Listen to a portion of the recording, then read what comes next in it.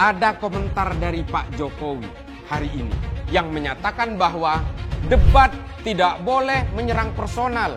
Yang boleh diserang hanya kebijakan, harus substansi. Saya ingatkan sekali lagi, seorang yang mencela-mencela memang tidak punya daya ingat yang kuat. Debat Pilpres tahun 2019, Pak Jokowi justru menyerang secara personal kepada Prabowo ketika dia mengungkit-ungkit soal kepemilikan tanah 220.000 hektar di Kalimantan Timur dan menguasai 120.000 hektar di Aceh Selatan. Nah, ini juga diungkap oleh Pak Jokowi dalam debat Pilpres 2019. Apakah itu kebijakan? Bukan, itu personal. Prabowo memiliki lahan yang sangat luas di Kalimantan Timur. Mohon maaf.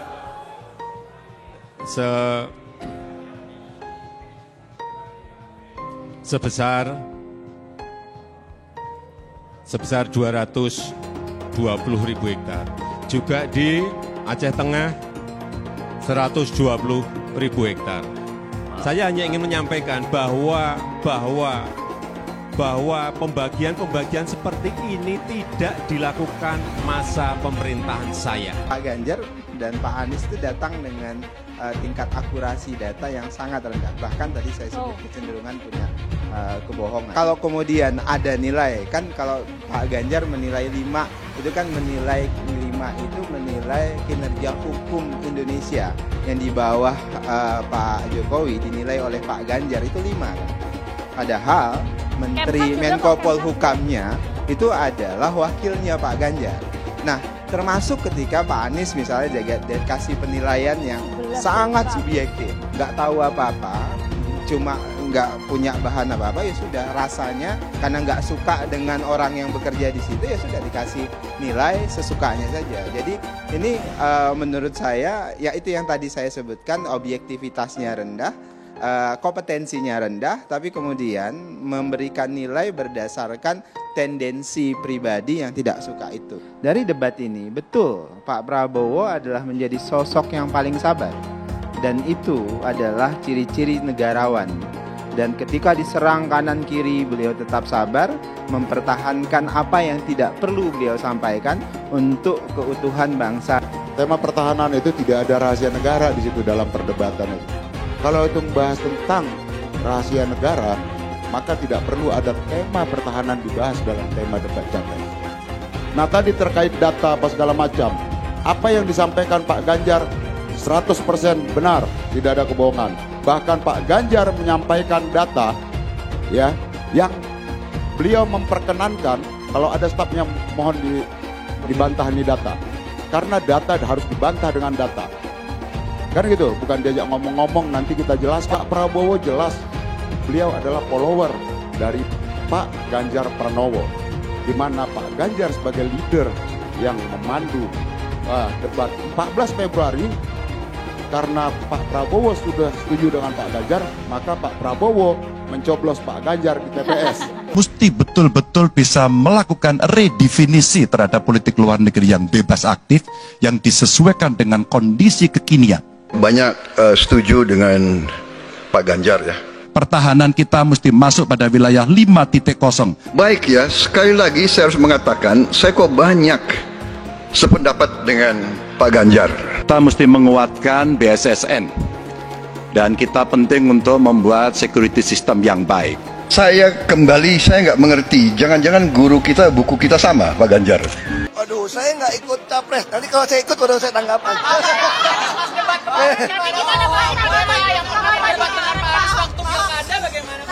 Saya nggak ikut campur soal debat berdebat. Kalau saya ikut, baru kamu tanya.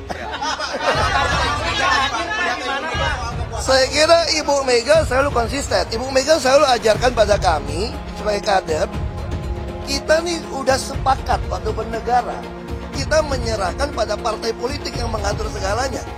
Anda mau pilih Panglima TNI, pilih polisi, pilih siapapun, KPU mesti lewat partai politik, mencalonkan juga partai politik.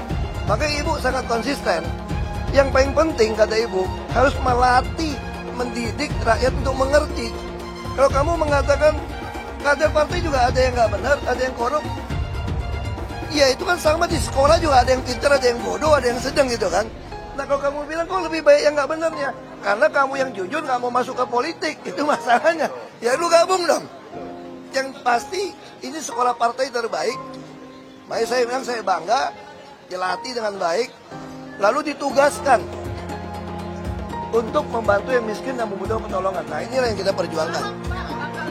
Saya adalah petugas partai, karena saya adalah kader yang dilatih, ditugaskan untuk mewujudkan cita-cita proklamasi. Jadi saya ini jelas, Ibu Megawati juga petugas partai, apalagi saya. Saya adalah petugas partai DPD Perjuangan untuk mewujudkan keadilan sosial sesuai dengan cita-cita proklamasi. Dan ini ideologinya, ini ada partai kader dengan ideologi yang jelas. Makanya itu yang saya bilang, ini selamat ulang tahun ke-51. Ya saya bangga, saya berterima kasih di Indonesia ada partai PD Perjuangan yang konsisten memperjuangkan ideologi Pancasila dan juga tentu Kebinekaan Tunggal Ika gitu ya. Yang pasti PDI Perjuangan dari Ibu Mega membuktikan konsistensi. 51 tahun konsisten berpegang pada ideologi membantu yang miskin dan membutuhkan keadilan. Ini konsisten. Itu partai yang bisa kita percaya karena dia konsisten. Dan Ibu juga tidak tugaskan untuk ikut kampanye. Itu aja sih. Kalau mau sih mau ikut kampanye.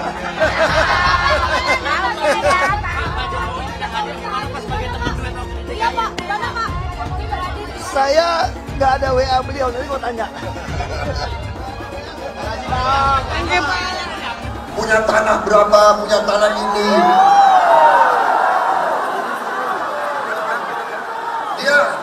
Dia pinter atau goblok sih?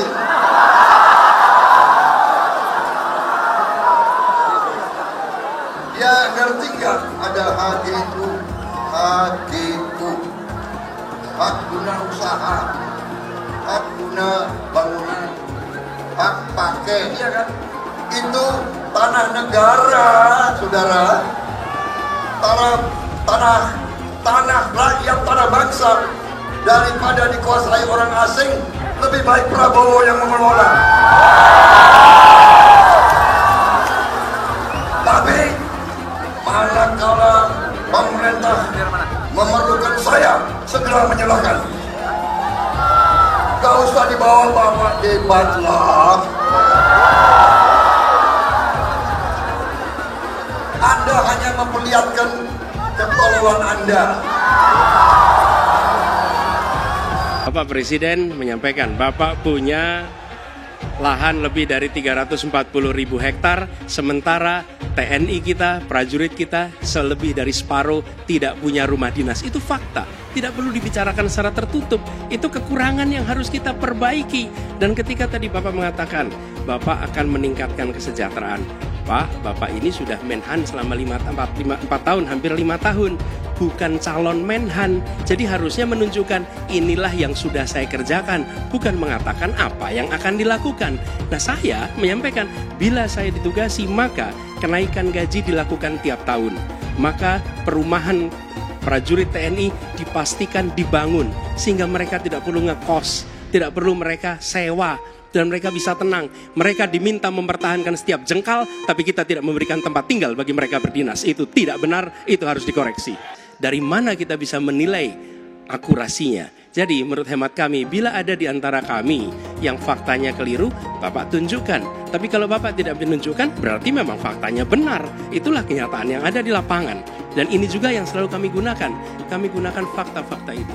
Itulah sebabnya, Pak, kami melihat penting sekali untuk kita tenang, dingin, jangan emosional dalam menghadapi persoalan-persoalan kenegaraan, dalam menghadapi persoalan-persoalan pertahanan. Pak Anies juga terlalu teoritis, tapi yang nyata tentang masalah AI, cyber, teknologi tinggi dan sebagainya adalah sumber daya manusianya, awaknya. Saya begitu jadi menteri, saya membentuk 4 fakultas baru di bidang sains, teknologi, engineering, dan mathematics. Kita menyiapkan putra-putri kita terbaik untuk menguasai teknologi. Kalau tadi disebut ada yang teoritis, ada yang kedua tidak dilaksanakan. Jadi selama 5 tahun ini, apa yang dikerjakan dalam mempertahankan sistem cyber kita? Mohon tenang. Justru di situ letak problemnya. ketika kepercayaan dari Ibu dan Bapak Saudara sekalian diberikan kepada kami, maka kami insya Allah akan mengembalikan posisi Indonesia. Apa yang kita kerjakan di level dunia membuat Indonesia bisa menjadi tuan rumah di negeri sendiri. Itu tingkat keluarga. Pencurian ikan, pencurian pasir, itu menandakan bahwa kita kebobolan. Dan lebih jauh lagi, ironisnya, Kementerian Pertahanan menjadi kementerian yang dibobol oleh hacker 2023. Sebuah ironi, karena itu kita ingin mengembalikan. Dan 700 triliun anggaran Kementerian Pertahanan tidak bisa mempertahankan itu, justru digunakan untuk membeli alat-alat alutsista yang bekas. Di saat tentara kita lebih dari separuh tidak memiliki rumah dinas. Sementara menterinya punya, menurut Pak Jokowi, punya lebih dari 340 hektar tanah di Republik ini. Ini harus diubah. Tambah lagi, food estate singkong yang menguntungkan kroni, merusak lingkungan, dan tidak menghasilkan. Ini harus diubah. Kami akan memulai dengan kepemimpinan yang menjunjung tinggi etika. Kepemimpinan yang mengandalkan data, informasi, kapasitas yang serius. Kita ingin Republik ini berperan di level global, dijaga secara serius untuk rumah tangga, untuk nasional, sehingga kewibawaan kita adalah kewibawaan berdasarkan kekuatan. Untuk itu kita butuh perubahan. Kita tidak mau banyak perubahan. Kita tidak mau yang sudah baik dirombak kembali dan bahkan dibawa mundur kembali. Kita tidak mau mundur ke belakang. Jadi sekedar melanjutkan apa-apa yang sudah dilakukan oleh Pak Jokowi bukanlah jawaban yang tepat buat bangsa Indonesia. Perbaikan. Bukan sekedar keberlanjutan, tapi perbaikan. Apa-apa yang sekarang sudah baik, kita terus perbaiki agar jadi makin baik lagi. Supaya jadi lebih baik lagi.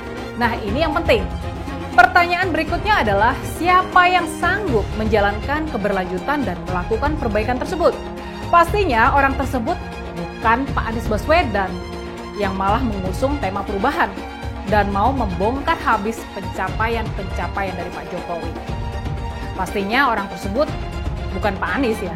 Dan juga pastinya orang tersebut bukan Eyang Prabowo yang sudah terlalu tua dan gak sanggup kerja belusukan seperti Pak Jokowi. Kalau kita mau melanjutkan pembangunan Pak Jokowi, pilihan kita mestinya sudah pasti.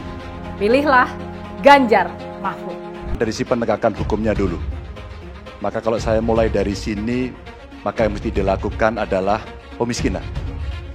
Yang kedua, perampasan aset. Maka segera kita bereskan undang-undang perampasan aset dan untuk pejabat yang korupsi bawa ke Nusa Kambangan. Agar bisa punya efek jera bahwa ini tidak main-main. Tidak ada lagi jual beli jabatan. Yang kedua, jangan biarkan mereka store pada pemimpinnya. Kalau ini terjadi, kerunyaman itu akan muncul dan pemimpin tidak boleh ragu untuk memutuskan itu. Menko Polhukam itu sudah ada lebih dari 15. Tapi saudara, di dalam sejarah kan tidak pernah ada Menko Polhukam melakukan tindakan hukum. Karena alasannya saya kan hanya koordinator. Kalau saya sikat semua. Koruptor, mafia, penjahat, saya ikut turun tangan. Dan itu kalau saya ada di posisi baru yang lebih luas kewenangannya, itu nanti akan lebih banyak yang saya lakukan untuk itu. Ya, selain melanjutkan dan bahkan mempercepat pembangunan IKN, Ganjar juga akan memberikan internet gratis dan super cepat. Nah, ini kan justru sangat luar biasa. Program internet gratis ini adalah program yang dicanangkan oleh pasangan Ganjar dan Profesor Mahfud MD.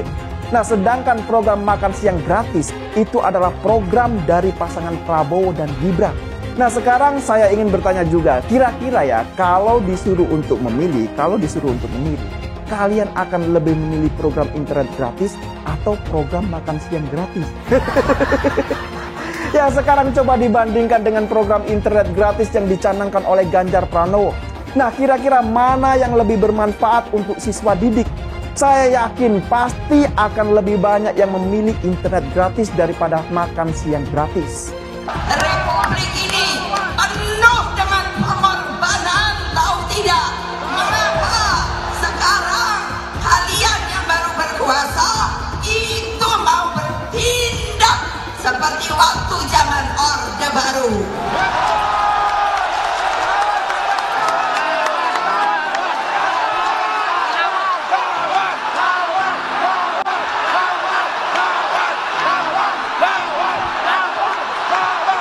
Berani tidak?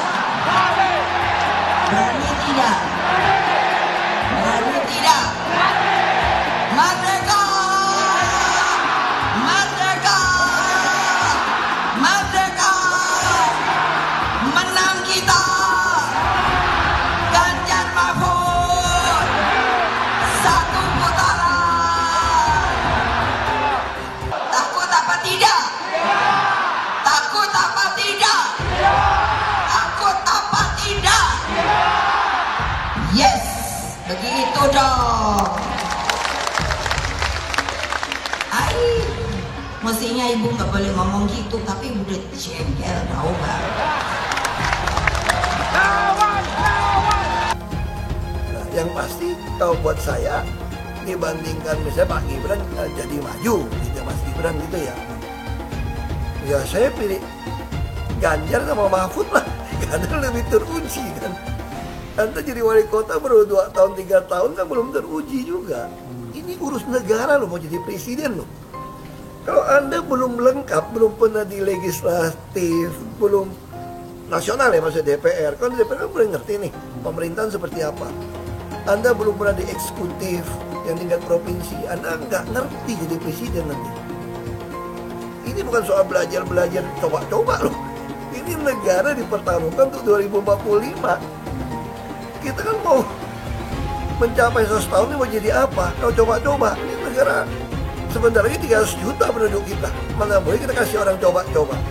Saya tidak meremehkan anak muda ya. Anak muda bisa lebih kreatif gitu ya. Tapi bicara tata negara, harus mengerti konstitusi. Anda bukan hanya untuk berani untuk maju. Kalau cuma berani maju, banyak bisa kita pilih orang berani maju. Tapi yang lengkap dengan track record ini kan butuh waktu pembuktian. Saya pasti pilih Pak Ganjar, Pak Mahfud yang lebih pengalaman.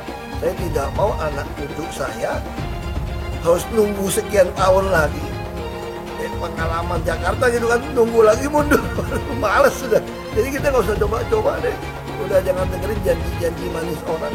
Lebih setuju lagi apa yang disampaikan calon presiden Pak Ganjar Pranowo. Tadi saya bisik-bisik ke beliau, Pak, nanti habis dilantik, besoknya langsung masuk ke kedaulatan pangan. Nggak usah lama-lama. Perencanaannya disiapkan sekarang, begitu dilantik besok langsung masuk ke kerja kedaulatan pangan. Sehingga swasembada pangan, ketahanan pangan, kedaulatan pangan itu betul-betul kita miliki. Dan saya yakin Pak Ganjar mampu menyelesaikan ini. Saya mensyukuri kenapa kalah, kenapa ditahan. Saya bersyukur atas itu semua. Saya coba bayangkan ya, kalau seandainya waktu itu kita menang gitu ya, hari ini belum tentu kita bisa nikmati seperti ini. Kita bersyukur 5 tahun Tuhan izinkan kasih ke orang yang pintar ngomong untuk kerja. Coba kalau kita bayangkan gitu ya, kalau kemarin saya masih jadi gubernur, ini saya udah turun ini. Tapi yang pintar ngomong itu dikira orang hebat kan? Ini lebih berbahaya tahun 2024. Langsung ketahuan karakternya. Langsung ketahuan itu. Di saya juga ada kutipan Pak di kamar saya Pak. Tulisannya, Jakarta telah mengambil keputusan yang fatal. Jangan hanya konsentrasi pada pembangunan benda-benda mati yang indah difoto dan bisa ditunjukkan dalam 5 tahun hasilnya. Kalau kita mau menilai sebuah janji, maka lihat janjinya atau lihat kenyataannya. Dulu janjinya apa ya? Dan ini aneh, betul-betul aneh. Ini bukan kampanye, tapi saya sampaikan sini. Di satu sisi menyiapkan jalur-jalur air untuk dikirim ke laut, di sisi lain di lautnya dipasang dengan pulau reklamasi, tinggal tunggu waktu jadi rob, air balik. Dan ini melawan sunatullah. Kenapa? Air itu turun dari langit ke bumi, bukan ke laut. harusnya dimasukkan ke dalam bumi, masukkan tanah. Di seluruh dunia air jatuh itu dimasukkan ke tanah. Bukan dialirkan pakai gorong-gorong raksasa ke laut. Jakarta telah mengambil keputusan yang fatal. Bukan banjir, itu memang parkir air. Bukan banjir, itu memang parkir air. Masyarakat berkeliling dengan membawa toa untuk memberitahu semuanya, termasuk sirine. Ibon 82 miliar. Apa alat transportasi yang dimiliki oleh hampir setiap orang? Alat transportasi yang dimiliki semua orang adalah kaki. Kalau seandainya orang Jakarta percaya Pak Anies jadi gubernur pun, saya berani jamin kok dia akan lakukan normalisasi yang sama seperti saya lakukan kok. Gak usah bohong lah. Ketika air sampai di muara, maka siap untuk dipompa ke laut. Pancasila Soekarno, ketuhanan ada di pantai. Anak Tuhan dari mana? Kalau Yesus anak Tuhan, bidangnya siapa? Besok di seluruh wilayah Indonesia kami katakan dan Iblis hanya menggoda orang yang beriman. Makanya jarang-jarang orang kafir kerasukan setan. Yang kerasukan setan itu orang baik-baik. Jarang, saya belum pernah nengok Cina kerasukan setan. Pernah tak Ahok itu kerasukan setan? Enggak, setannya juga. Karena sesama setan jarang saling menggoda. Karena di salib itu ada jin kafir. Karena di salib itu ada jin kafir. Karena di salib itu ada jin kafir. Haleluya. Kepalanya ke kiri apa ke kanan? Kepalanya ke kiri apa ke kanan? Kita percaya salib itu lambang mulia, bukan jin. Kok ketawa? Aku nggak nyindir siapa-siapa loh. Anies merupakan antitesis daripada Pak Jokowi. Antitesis artinya bertolak belakang dengan Jokowi. Anies sudah menyatakan tidak akan melanjutkan semua program dari Pak Jokowi. Jadi semua pembangunan yang dilakukan oleh Pak Jokowi akan dihentikan oleh Anies jika Anies menjadi presiden. Lagi pula Anies didukung oleh khilafah dan pendukung Anies adalah ormas seperti FPI dan HTI. Apa kita mau FPI dan HTI kembali di Indonesia jika Anies memimpin? Anies juga dikenal sebagai bapak politik identitas yang menghalalkan segala cara untuk menggapai kekuasaannya, termasuk menggunakan politik identitas berbasis agama. Lihatlah di kasus Ahok waktu itu. Kita sudah bisa melihat hasil kerja Anies selama 5 tahun di Jakarta. Tidak ada satupun janji yang dipenuhi dan tidak ada kinerja yang bisa dibanggakan. Dari DP 0%, OKOC, kelebihan bayar, Formula E, banjir, sumber resapan, jalan rusak, dan gonta-ganti nama jalan. Lihatlah rekam jejak Anies selama 5 tahun. Bayangkan Indonesia ke depan jika dipimpin oleh Anies. Dan bayangkan jika Anies menang. HTI dan FPI, ormas khilafah yang dibubarkan itu akan dikembalikan oleh Anies. Apakah kita mau Pancasila diganti jadi khilafah? Perkataan Ahok sudah terbukti dan Jakarta sudah menjadi korban. Jangan biarkan Indonesia menjadi korban kibulan Anies Baswedan. Umat minoritas, terutama kaum Tionghoa, tidak akan memilih Anies Baswedan. Militer harus kuat. Kalau militer kita lemah, maka negara kita akan ditindas. Negara yang militernya tidak kuat, maka semua kekayaan alamnya akan dirampas bangsa asing dan negara itu akan diduduki oleh bangsa asing. Lalu Prabowo juga mengandaikan dengan Gaza misalnya. Gaza lemah ditindas karena tidak punya militer yang kuat. Mari kita bedah juga. Jerman kalah perang 2 kali dalam Perang Dunia Pertama dan Perang Dunia Kedua. Jerman memiliki tentara paling kuat di Eropa, tapi mengapa mereka kalah? Pada Perang Dunia Pertama, Jerman memiliki tentara yang kuat tapi tidak sanggup membuat peluru yang menjadi penentu dari kekuatan militer suatu negara. Ini adalah bukti bahwa militer yang kuat bukan ukuran kekuatan suatu negara. Lalu mengapa negara-negara yang tidak punya militer, kekuatan militer itu bisa tetap menjadi negara berdaulat? Karena kedaulatan suatu negara, kekuatan suatu negara berada di dalam jalur-jalur diplomasi internasional. Semua pernyataan Prabowo ini tidak berdasar kalau kemudian kita bisa melihat literatur yang sebenarnya gampang kita cari di dalam dunia maya kita. Oleh karena itu, saya dengan ini menyatakan bahwa Prabowo hanya ingin mengeluarkan unek-uneknya yang sangat militeristik Jadi penentu dari trajektori keamanan suatu negara itu jauh lebih penting sebenarnya. Tapi bukan berarti kalau tidak punya tentara dia akan menjadi aman. Maka premis yang dilakukan oleh Prabowo bahwa militer harus kuat itu sebenarnya terbantahkan bahwa militer harus kuat adalah penentu dari kekuatan suatu negara. Mari kita bedah secara keilmuan. 1, tidak semua negara memiliki kekuatan militer. Contoh Jamaika, Andorra, termasuk juga negara-negara di Kepulauan Pasifik seperti Palau, Nauru dan sebagainya.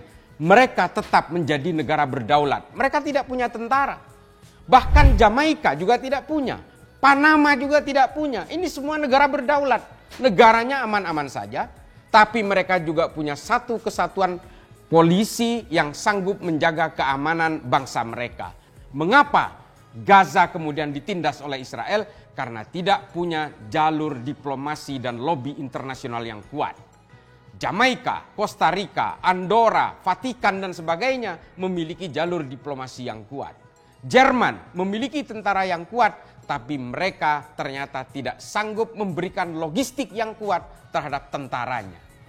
Artinya militer sekali lagi bukanlah penentu dari kekuatan suatu negara. Oleh karena itu kita semua seharusnya sadar bahwa negara ini harus tetap menjunjung tinggi supremasi sipil, tetap menjunjung tinggi demokrasi yang memberikan kekuasaan kepada civil supremacy. Prabowo sejak dulu ingin membuat struktur junta militer di dalam negara kita kalau dia berkuasa.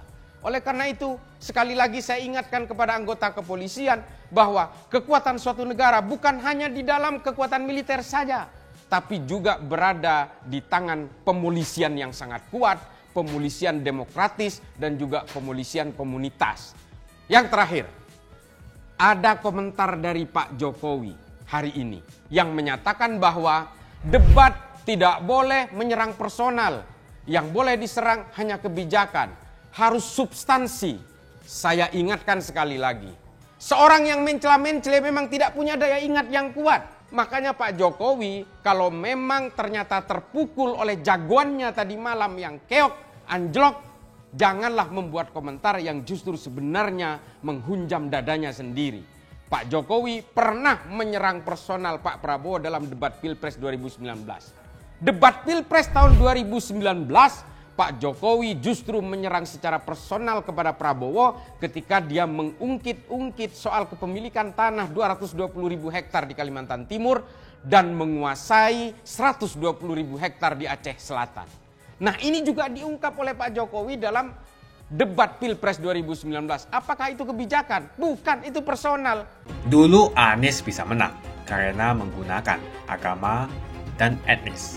Isu agama, ras, dan antar golongan dinikmati oleh relawan Anies. Saat itu Anies didukung oleh FPI, HTI, dan pengasong khilafah lainnya. Pada akhirnya Ahok harus kalah, namun kekalahan dia adalah kekalahan yang membuka mata rakyat Indonesia bahwa masih ada orang-orang yang menang dengan cara menggunakan politisasi agama atau politik identitas berbasis agama. Ternyata banyak sekali orang yang dengan mudah terhasut lewat jalan-jalan seperti itu. Relawan Anies terutama dari FPI, HTI, PA212 seperti Bahar Smith dan Rizik Syihab selalu menghujat Cina, etnis Cina.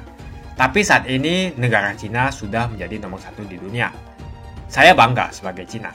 Etnis Tionghoa dicap sebagai pemberontak, sedangkan etnis Arab dianggap sebagai Tuhan atau tuan dari pribumi. Etnis Arab dipuja-puja dan dianggap sebagai dewa. Lihat saja Rizik Syihab dan Bahar Smith dipuja-puja, padahal mereka mengujar kebencian. Pengasong khilafah seperti Rizik Syihab, Bahar Smith, dan teman-teman, mereka hanya buat gaduh di Indonesia. Sedangkan negara yang mereka sanjung-sanjung itu, Arab Yaman, masih belum maju dan masih terbelakang.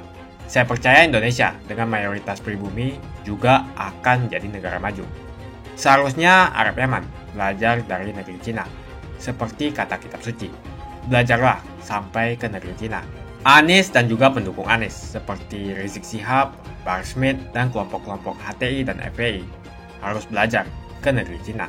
supaya tidak lagi melakukan kelebihan bayar. Yang jelas saya memilih pribumi, bukan yang dari Yaman.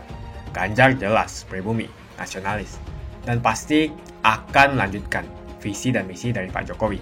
Suara Ahok merepresentasi warga minoritas, dan etnis Tionghoa mendukung Ganjar Pranowo. Ahok pasti akan mendukung Ganjar, karena Ahok anti radikalisme.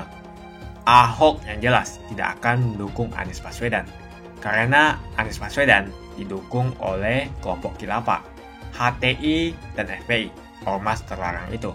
Anies merupakan antitesis daripada Pak Jokowi, dan diragukan kenasionalisannya, apalagi pribumiannya. Antitesis artinya bertolak belakang dengan Jokowi. Anies sudah menyatakan tidak akan melanjutkan semua program dari Pak Jokowi. Jadi semua pembangunan yang dilakukan oleh Pak Jokowi akan dihentikan oleh Anies jika Anies menjadi presiden. Lagi pula Anies didukung oleh khilafah, dan pendukung Anies adalah ormas seperti FPI dan HTI. Apa kita mau FPI dan HTI kembali di Indonesia jika Anies memimpin? Anies juga dikenal sebagai bapak politik identitas yang menghalalkan segala cara untuk menggapai kekuasaannya, termasuk menggunakan politik identitas berbasis agama. Lihatlah di kasus Ahok kali itu.